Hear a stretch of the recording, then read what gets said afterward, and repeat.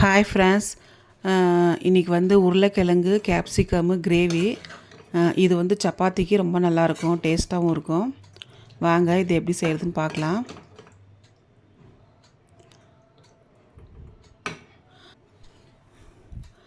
இப்போ வந்து ஒரு கடாயை வச்சுக்கின்னு எண்ணெய் ஊற்றிக்கலாம். எண்ணெய் ஊற்றிக்கின்னு ஒரு 1/2 ஸ்பூனு ஜீரகம் போட்டுக்கலாம்.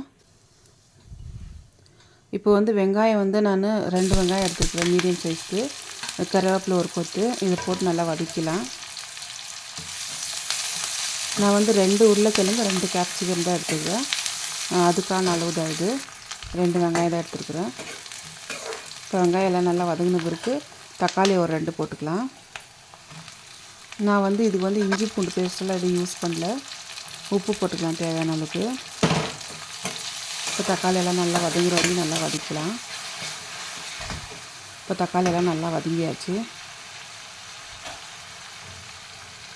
இப்போ வந்து தனியாத்தூள் 2 ஸ்பூனு, மிளகாத்தூள் 1 மிளகாத்தூள், இது வந்து 1.5 ஸ்பூனு, மஞ்சத்தூள் கொஞ்சமாக, எல்லாத்தையும் சேர்த்து நல்லா வதக்கலாம்.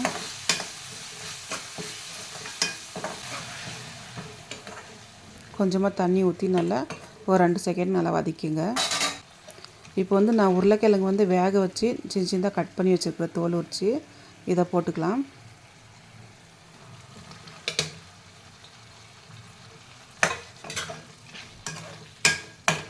உருளைக்கிழங்கு வந்து முதல்ல வேக வச்சுட்டா நல்லாயிருக்கும், ஏன்னா கேப்சிகம் வந்து சீக்கிரமாக வெந்துடும். அதனால தான் நான் முதல்ல வேக வச்சுட்டேன். இப்போ கேப்சிகம் வந்து 2 எடுத்துருக்குறேன், இதையும் போட்டுக்கலாம்.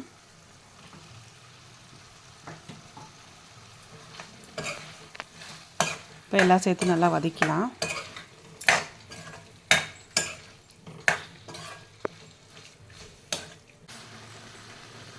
இப்போ கொஞ்சமாக தண்ணி ஊற்றிக்கலாம். ஒரு 1/2 டம்ளர் ஊற்றினா போதும். இப்போ 5 நிமிஷத்துக்கு மூடி வச்சிடலாம் வேகட்டோன்னிட்டு.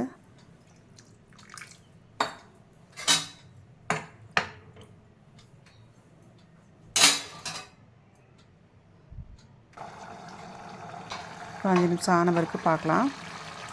நல்லா கொதிக்குது. இன்னும் 2 செகண்ட் அப்படியே அந்த எண்ணெயில் மேலே அப்படியே சிம்லேயே வச்சு நல்லா கொஞ்சம் நல்லா அப்படி கிளறிட்டுனே இருக்கலாம்.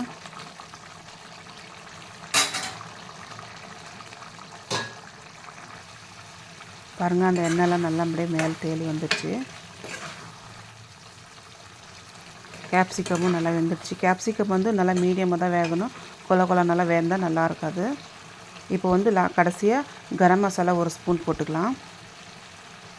இறக்கிறதுக்கு முன்னாடி இது வந்து கஸ்தூரி மேத்தி, இது ஒரு கொஞ்சமாக போட்டுக்கலாம் டேஸ்ட்டுக்கு.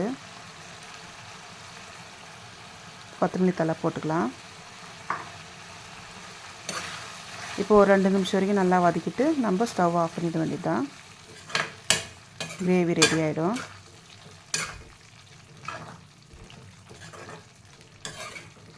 அவ்வளோதான், இது ரெடி ஆகிடுச்சு. இது வந்து நீங்களே வீட்டில் ட்ரை பண்ணி பாருங்கள். அப்படியே என் சேனலை சப்ஸ்கிரைப் பண்ணலைன்னா சப்ஸ்கிரைப் பண்ணிக்கோங்க. லைக் பண்ணுங்கள், ஷேர் பண்ணுங்கள், கமெண்ட் பண்ணுங்கள் வீடியோ எப்படி இருக்குதுன்னுட்டு. அவ்வளோதான், ஸ்டவ் ஆஃப் பண்ணிட்டு பாத்திரத்துக்கு பவுலுக்கு மாற்றிக்கலாம். பாருங்கள், ரெடி ஆகிடுச்சு.